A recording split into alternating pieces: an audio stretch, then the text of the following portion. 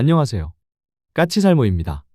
여러분 러시아의 TOS-1 브라티노 아시죠? 이 녀석을 사람들은 저렴한 핵폭탄이라고도 이야기하고 그리고 그로즈니의 악마라고도 부르는데요. 이 녀석이 그로즈니의 악마라고 불리는 이유는 2000년경에 있었던 2차 체첸 전쟁 때 체첸의 수도 그로즈니에서 건물에 숨어서 반격하는 체첸 반군들을 향해서 러시아가 이 무기를 사용해서 말 그대로 체첸의 수도 그로즈니를 완전히 증발시켜버렸다고 해서 얻은 별명이고, 그래서 그 악명으로 인해서 지금도 러시아에서 이 무기를 사용하는 것만으로도 사람들이 공포를 느끼게 하는 무기인데요. 그런데 이런 무기를 우리나라에서 개발하고 있다면 믿으시겠습니까?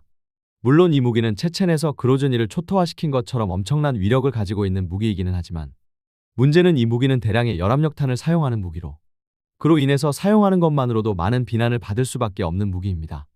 그런데 그런 비난을 받을 수밖에 없는 무기를 우리가 개발하고 있다면 믿으시겠습니까? 그래서 오늘은 그 이야기를 해볼까 합니다. 그 전에 앞서서 저번 영상에서 여러분이 궁금해하는 점 몇 가지가 있는 것 같아서 그 이야기를 하고 넘어가도록 하겠습니다. 우선 자꾸 두레텍의 탄을 이야기하시는 분들이 있는데요. 그리고 저에게 지금 두레텍이 어떻게 되었는지 물어보시는 분들이 있는데요. 저도 잘 모릅니다. 두레텍은 지금 우리 군에게 소총탄을 납품하기 위해서 준비 중이라는 것 말고는 알고 있는 게 없고요. 두레텍의 최대 문제점은 두레텍은 중소기업인데 모든 걸 본인들 스스로가 한다고 주장을 하고 있고 대기업의 협조를 받지 않겠다고 선언을 했다는 점입니다. 그로 인해서 당연히 대규모 투자를 할 수 없기 때문에 연구개발도 그리고 생산도 엄청나게 느리게 진행되고 있다는 점입니다. 그리고 자꾸 두레텍에서 만들겠다고 하는 155mm 포탄 이야기를 하시는 분들이 있는데요. 지금 이미 미국에서는 두레텍의 탄과 비슷한 원리의 포탄을 개발해서 이미 미국이 개발하던 58구 경장 포신을 통해서 발사 시험을 해서 최대 사거리 73km에 도달한 상태입니다. 그러나 당연히 원리만 같을 뿐 그 구조는 두레텍의 탄과는 다르고요. 지금부터 하는 이야기는 미국의 신형탄과 두레텍의 155mm 포탄의 형상을 전부 다 아는 제 입장에서의 두레텍탄의 단점입니다. 분명히 말하지만 이건 제 생각이기 때문에 틀릴 수도 있다는 점을 분명히 말씀드리고 이야기하겠습니다. 우선 포탄이나 총알을 발사하게 되면 바로 포탄에 탄죠. 그러니까 포탄의 바닥 부분에 진공이 생기게 되고 그 진공을 메우기 위해서 와류가 생기게 되고 그러면서 탄을 끌어당기게 되는데요. 그래서 탄의 사거리가 대폭 줄어들게 됩니다. 그래서 기본적으로 사거리 연장탄들은 이걸 해결하기 위한 노력으로 태어난 게 많습니다. 그래서 두레텍은 포탄 후면에 홈을 파서 포탄의 탄저 부분에 공기를 흘려보냄으로써 진공이 발생하는 걸 막아서 사거리를 늘리는 방식인데요. 그런데 지금 미국이 새로 개발한 탄은 정확히는 두레텍의 탄과 원리는 같지만 그 구조는 다릅니다. 이게 미국의 신형탄인 XM1113이라는 탄인데요. 이 탄은 기본적으로 기존 탄과 비슷하게 생겼고 당연히 탄저 부위도 존재하고 홈 같은 것도 없습니다. 그럼 이 탄은 어떻게 사거리를 늘렸느냐? 우선 공기역학적 설계를 해서 탄의 사거리를 늘리고 탄의 형상이 앞부분부터 완만하게 두꺼워지다가 회전탄대를 지나서 탄의 후미 부분이 다시 얇아지는 구조를 하고 있습니다. 사진을 보시죠. 바로 이 부분인데요. 결론은 생긴 건 기존 탄과 비슷합니다. 그러나 공기역학적 구조를 사용해서 탄의 사거리를 늘린 건 두레텍의 탄과 비슷합니다. 그럼 왜 미국은 이렇게 탄을 만들었느냐라고 했을 때 분명 아래의 탄저 부위는 포가 발사되었을 때 진공 상태로 만들어서 탄의 사거리를 줄이는 역할도 하지만 문제는 탄저 부위가 없으면 포가 발사될 때 폭약이 폭발하면서 탄의 바닥을 밀어주는 효과가 발생하지 않기 때문입니다. 한마디로 말해서 두레텍의 탄은 탄저 부위가 작고 탄저 부위에 홈이 있기 때문에 이 홈으로 장약의 폭발 압력이 분산되기 때문입니다. 그리고 또 한 가지 두레텍의 탄은 보조 추진 장치를 탑재하는 게 곤란하다는 점입니다. 이게 무슨 말이냐라고 했을 때 우리의 사거리 연장탄은 베이스 블리드, 그러니까 항력 감소 장치와 그리고 로켓 추진을 전부 사용해서 52구 경장 포신에서도 사거리 50km 이상을 달성하고 그리고 58구 경장 포신에서는 사거리 80km를 달성했는데요. 미국의 XM1113도 비슷한 구조를 가지고 있습니다. 우리는 두 가지 추진 방식을 별도로 사용해서 처음에는 로켓 추진으로 가속을 하고 나중에 베이스 블리드 장치가 가동을 해서 사거리를 늘리고 있는데요. 미국의 XM1113은 한 가지 유닛으로 로켓 추진과 베이스 블리드 역할을 같이 합니다. 쉽게 이야기해서 일종의 로켓 추진인데 이 로켓 추진이 탄저의 진공 상태도 제거해서 항력 감소도 만들어내는 것입니다. 그래서 미국은 이 탄을 58구 경장 포신에서 발사해서 최대 사거리 73km를 달성했는데요. 문제는 두레텍의 탄은 탄의 후미에 홈이 파진 구조이기 때문에 별도의 추진 장치를 달기 용이하지 않다는 것입니다. 그래서 결론은 두레텍의 탄은 공기역학적 구조만으로 사거리를 연장해야 하는데 과연 그래서 사거리가 얼마나 연장될지는 저도 좀 의문입니다. 아무리 공기역학적 구조를 가지고 있다고 해도 보조 추진 장치 없이 공기역학적 구조만으로 사거리를 늘리는 건 분명한 한계점이 존재하기 때문입니다. 한마디로 미국의 XM1113과 두레텍의 탄은 둘 다 공기역학적 설계를 해서 사거리를 늘리고 있지만 XM1113은 공기역학적으로 좀 손해를 보더라도 탄저 부위를 남겨두어서 그곳을 이용해서 보조 추진 장치를 탑재한 모델이고요. 두레텍의 탄은 아예 탄저 부위의 구조를 최대한 공기역학적으로 설계를 해서 탄의 형상만으로 사거리를 연장한 탄입니다. 그래서 제가 보기에는 아무리 공기역학적으로는 두레텍의 탄이 더 우수하다고 해도 보조 추진 장치를 쓰지 못하는 두레텍의 탄에는 분명한 한계점이 존재한다고 생각을 합니다. 이렇게 말하면 분명 그럼 홈의 크기를 줄이고 탄의 후미에 보조 추진 장치를 달면 된다고 이야기하실 분이 있을 텐데요. 그럼 두레텍의 탄이 미국의 XM1113에 비해서 가지는 장점이 사라지는 것입니다. 당연히 홈의 크기를 줄이면 탄의 탄저 부위에 진공 상태가 발생을 하는 건 마찬가지가 되는 거니까요. 그리고 XM1113이 사거리를 늘린 방식이 단순하게 탄의 형상을 공기역학적으로 설계를 하고 그리고 보조 추진 장치만 탑재한 게 아니고요. 기존보다 강력한 새로운 장약을 사용해서 이기도 합니다. 기존 컴포지션비를 사용하던 것에서 벗어나서 미국은 IMX104라는 새로운 초강력 추진 장약을 사용해서 사거리 연장을 이루었습니다. 그런데 제가 앞에서도 이야기했지만 두레텍의 탄은 탄의 후미에 홈이 파진 형상이고 그래서 신형 장약의 추진력을 받아낼 탄의 바닥이 작은 구조입니다. 그래서 새로운 추진 장약을 사용했을 때 사거리 연장의 효과도 떨어질 것입니다. 한마디로 새로운 장약의 추진력을 받아낼 수 있는 탄저 부위가 없으니까요. 그래서 분명 포탄의 탄저 부위는 포탄의 사거리를 줄어들게 하는 주요 원인이 되기도 하지만 역설적이게도 탄이 사거리를 늘리기 위해서는 분명 있어야 하는 부분입니다. 그러나 탄저 부위는 분명 탄의 사거리를 급격하게 줄어들게 하는 주요 원인인 건 분명한 사실이고 두레텍의 탄은 그 문제를 혁신적으로 해결한 탄인 건 분명한 사실인데요. 문제는 포탄의 탄저 부위가 그럼에도 존재하는 건 바로 탄저 부위가 필요하기 때문입니다. 그래서 분명 두레텍의 탄도 훌륭한 구조인 건 분명하나 그렇다고 전혀 단점이 없는 완벽한 구조는 아니라는 거죠. 그리고 저번에 제가 우리가 개발하는 58구 경장에 크롬 코팅이 적용될 거라고 이야기하니 탄탈륨 이야기를 하신 분이 있었는데요. 네, 당연히 우리는 탄탈륨 코팅도 개발을 하고 있습니다. 아마 탄탈륨 코팅 이야기도 저에게서 들으셨을 것입니다. 전에 제가 우리나라에서 포신의 수명을 대폭 높이기 위해서 포신을 탄탈륨으로 코팅하는 기술을 개발하고 있다고 이야기했기 때문입니다. 분명 우리나라는 포신에 크롬 도금을 해서 포신의 수명을 연장하는 기술을 개발했지만 문제는 이 기술이 우리가 개발하는 58구 경장 포신의 수명도 충분히 보장해 줄 수 있냐는 것인데요. 그러나 크롬 도금 가지고는 그 한계점이 명확할 것입니다. 지금 우리나라는 열심히 우리가 개발한 58구 경장의 포신을 가지고 시험을 하고 있지만 우리도 미국과 마찬가지로 포신의 급격한 마모 문제를 겪고 있습니다.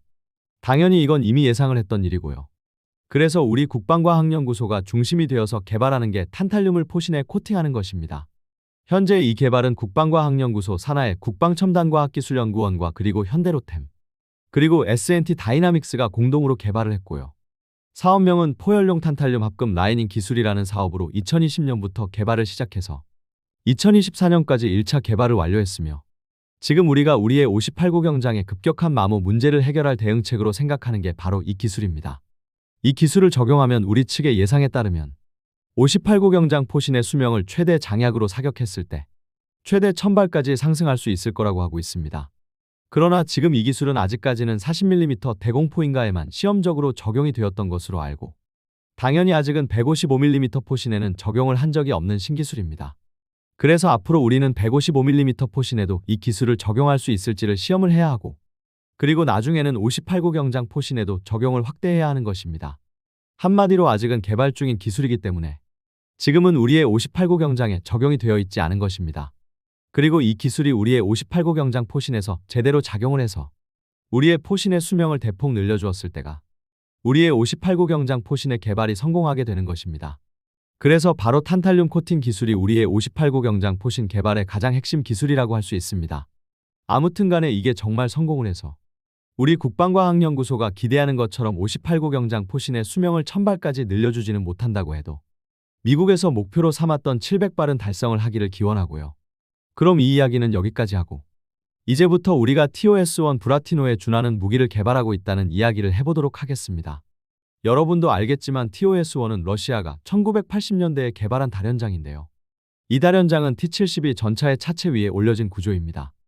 그런데 왜 굳이 다련장을 전차의 차체 위에 올린 것일까요? 이 다련장이 전차의 차체에 올려진 이유는 이 다련장에서 열압력탄을 사용하기 위해서입니다. 주로 시가지에서 사용을 해서 적이 건물 안에 숨어서 저항을 하면 아예 건물을 날려버리는 용도로 개발이 되었는데요. 그래서 이걸 정말 만들어진 목적 그대로 사용한 게 제2차 체첸 전쟁이었고, 러시아는 체첸의 수도 그로즈니의 건물들을 바로 이 브라티노로 전부 날려버려서 그로즈니를 말 그대로 평탄화해버렸는데요.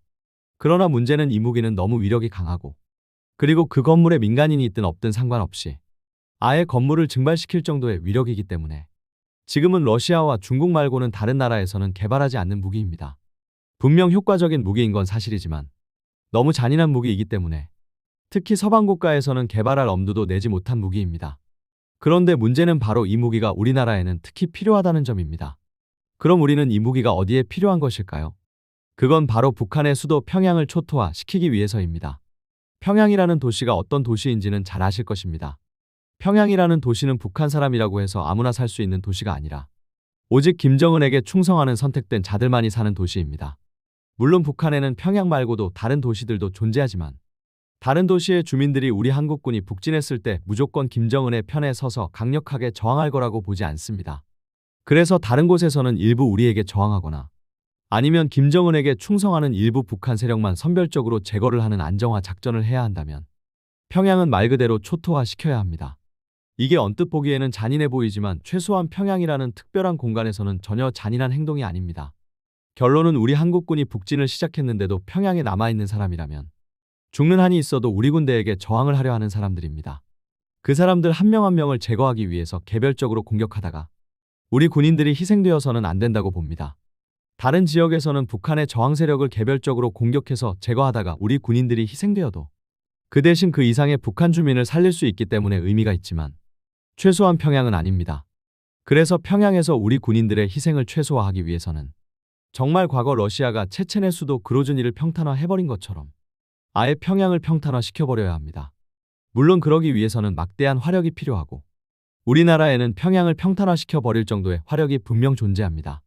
그러나 이왕이면 효과적으로 평탄화를 시켜야 한다고 생각을 합니다.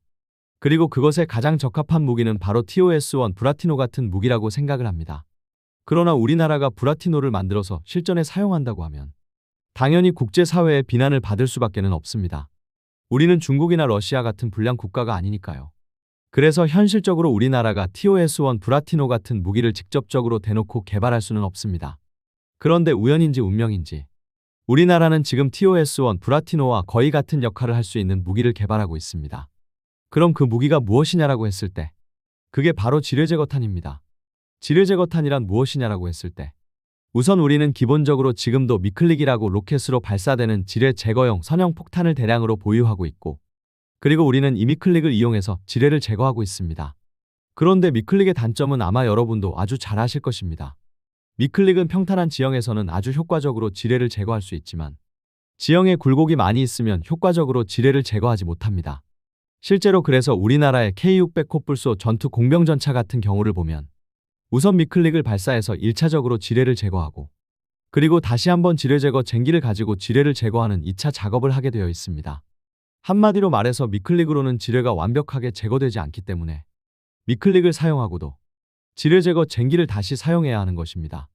그래서 우리 육군은 오래전부터 좀 더 지뢰를 효과적으로 제거할 수 있는 지뢰 제거 폭탄의 개발을 원했습니다. 그래서 이미 오래전에 우리 국방과학연구소는 우리 육군의 요구에 따라서 새로운 지뢰 제거 탄을 개발하게 됩니다. 그럼 우리 국방과학연구소가 개발한 지뢰 제거 탄은 어떤 형태의 물건일까요? 당연히 우리 국방과학연구소도 아예 세상에 존재하지 않은 새로운 무기를 개발한 건 아니고요. 이미 존재하는 지뢰 제거탄 중에 가장 성능이 뛰어난 지뢰 제거탄을 모방해서 개발을 하게 됩니다. 그럼 우리가 모방한 지뢰 제거탄은 무엇일까요? 우리가 모방한 지뢰 제거탄은 이스라엘이 개발한 CARP 티탄입니다. 우리나라에서는 이 장비를 카펫이라고 하는데요. 쉽게 이야기해서 기화폭탄을 지뢰를 제거할 지역에 발사해서 기화폭탄이 폭발하면서 발생을 하는 열압력으로 지뢰를 제거하는 탄입니다. 이게 현존하는 지뢰 제거탄 중에 가장 효과적이라고 알려져 있는데요. 그래서 우리 국방과학연구소는 바로 이 카펫을 모방하게 됩니다. 우리 국방과학연구소는 바로 기화폭탄을 탑재한 지뢰 제거 탄을 개발하게 되는데요. 분명히 말하지만 국방과학연구소가 개발한 기화폭탄은 우리 전술탄도미사일 1에 탑재된 열압력탄과는 다릅니다.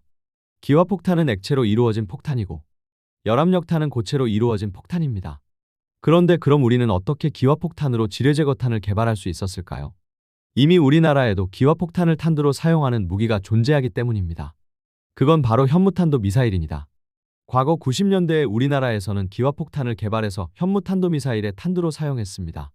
그래서 우리는 이미 기화폭탄의 기술을 보유하고 있었기 때문에 그 기술을 바탕으로 지뢰제거탄을 개발을 한 건데요. 그런데 문제는 정작 국방과학연구소가 지뢰제거탄을 개발해 놓으니까 문제가 많았습니다. 우선 이 탄은 탄두가 액상 폭약이기 때문에 취급하는 게 엄청나게 까다로웠고, 그리고 보관기간도 길지 못했다고 합니다. 당장 후방에서 작전하는 탄도미사일 부대에서 운용하는 데는 문제가 없었지만 장갑차에 탑재해서 전방의 야전군이 사용하기에는 그 한계점이 명확했다고 합니다. 그래서 국방과학연구소가 개발한 한국형 카펫은 실전 배치되지 못했습니다. 그러다가 마침 우리 육군에서 보병부대를 위한 지뢰제거 장갑차가 필요하게 되었고, 그래서 지금 우리 한화에서는 K-21 장갑차를 바탕으로 지뢰제거 장갑차를 개발하고 있는데요. 이 장갑차는 제가 이미 여러 번 설명을 한 바가 있습니다. 이 장갑차는 K-21을 바탕으로 만들어졌지만 차대를 알루미늄 합금이 아닌 강철로 만들어서 방어력이 높다고 이야기했고, 그래서 이 차대를 바탕으로 우리 공병부대에서는 공병들이 탑승하고 다니는 공병 장갑차까지 같이 만들고 있다고요. 그런데 문제는 이 장갑차에도 당연히 K600 콧불소처럼 미클릭 같은 지뢰제거 탄을 탑재해야 한다는 점입니다. 그러나 미클릭의 한계점은 너무도 명확하기 때문에 한화에서 새로운 지뢰제거탄을 개발하기 시작했습니다. 우선 우리가 개발하는 공병장갑차는 블록1과 블록2로 나뉘고, 블록1에서는 그대로 미클릭이 사용됩니다. 그런데 블록2부터는 미클릭이 사용되지 않고 새로운 지뢰제거탄이 사용되는데요. 지금 한화에서 그래서 한참 새로운 지뢰제거탄을 개발하고 있다고 합니다. 그런데 문제는 바로 이 지뢰제거탄입니다. 이 지뢰제거탄은 일종의 다련장 형식의 무기로 20발의 로켓을 탑재하고 있고, 이 20발의 로켓을 지뢰지대에 발사해서 지뢰를 제거하는데요.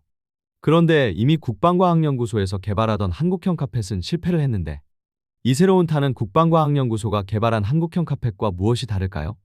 그건 바로 이 탄은 액체 방식의 기화폭탄을 사용하지 않고 바로 열압력탄을 탄두로 사용하고 있다는 점입니다. 기본적으로 기화폭탄에 비해서 열압력탄은 고체 방식이기 때문에 보관이 용이해서 야전부대에서도 쉽게 운용을 할 수 있다고 합니다. 그런데 문제는 이 탄은 굳이 지뢰제거에만 사용할 필요는 없다는 점입니다. 이미 우리 군에서도 이 탄을 참호에 숨어있는 적군을 제거하는 용도로도 사용을 한다고 하고요. 그리고 당연히 건물에 발사하면 러시아의 TOS-1과 똑같은 역할을 하게 됩니다. 물론 우리가 개발하는 지뢰제거탄의 위력은 TOS-1보다는 훨씬 약하지만, 그렇다고 해도 전차나 장갑차에서 발사하는 포탄보다는 훨씬 효과적으로 적이 숨어있는 건물을 증발시킬 수 있습니다. 실제로 한화에서 이 탄을 시험을 해본 결과 생각보다 위력이 너무 강해서 안전 반경을 더 넓힌다고 합니다. 한마디로 위력이 생각보다 강해서 우리 병사들이 더 멀리 떨어져야 한다는 이야기입니다. 그래서 제가 이 무기 이야기를 듣고 바로 생각난 게, 이 무기면 평양을 초토화시키기에 가장 적절하겠다는 것입니다. 현재 우리 육군은 이 무기를 비단 지뢰제거 장갑차에만 탑재하는 게 아닌 차륜형 장갑차나 다른 플랫폼에서도 운용할 수 있을 것을 요구하고 있는데요. 보병이 전진을 할 때 항상 지뢰제거 장갑차가 있는 게 아니기 때문에 차륜형 장갑차나 다른 장갑차에서도 이 지뢰제거탄을 발사해서 지뢰를 제거하겠다는 것입니다.